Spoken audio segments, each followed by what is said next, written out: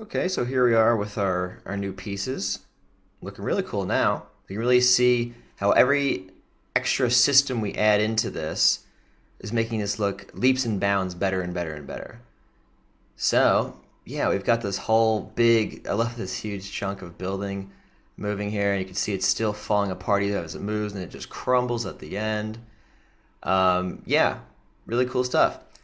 So one thing I'm noticing, because there's always something we can improve, is a lot of these clustered pieces, they all kind of are the same size, or there's a lot that are the same size anyway, and that makes sense because when we did our Voronoi grouping, not the Voronoi fracture, but back here when we were doing this business, our Voronoi clusters are all approximately the same size because, of course, the Voronoi pattern itself is returning a regioning that looks more or less like this.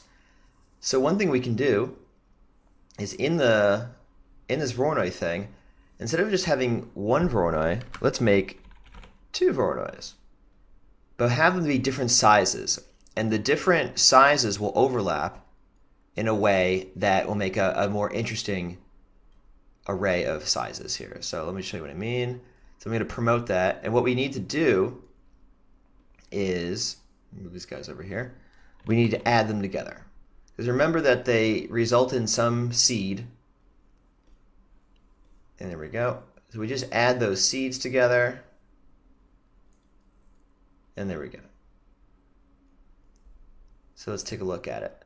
We have a frequency of 2 for one of them and a frequency of 1 for the other. And now we can see on this thing, look at that. Now we got big piece here. So apparently two of the regions overlapped here, and then we have this smaller thing. So let me see if I can help you visualize that. If I were to say 000 for this other frequency, this is more or less what we had originally with the 222. Now if I were to say, okay, this is 0, now we got nothing, and this is 1.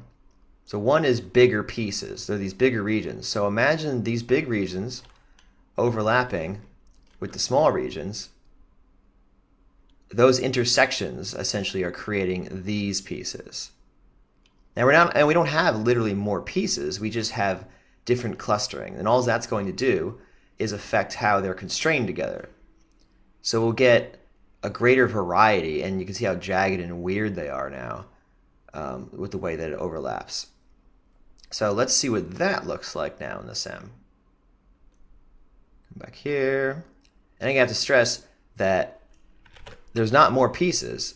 We just changed the way we've regioned them into clusters, which is a really nice benefit of doing the clustering this way.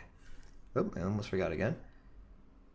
Big screen mode, and let's see what that looks like.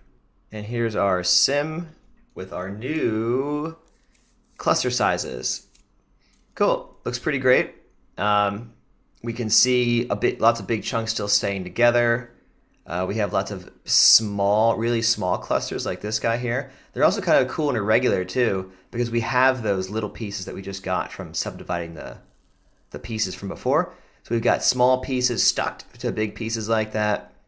So lots of cool, very irregularly sized things. Ba-bam. Nice. So there's one more trick up my sleeve in terms of making this look cool, and as I said, every single one of these tricks that we do, it looks like, I think, an order of magnitude better, and I think this next one in particular, you're gonna like. Let's get this screen back here. Cool.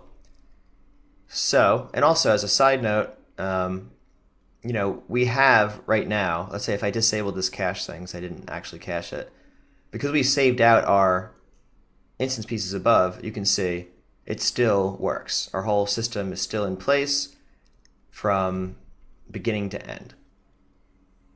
So we're back to here now.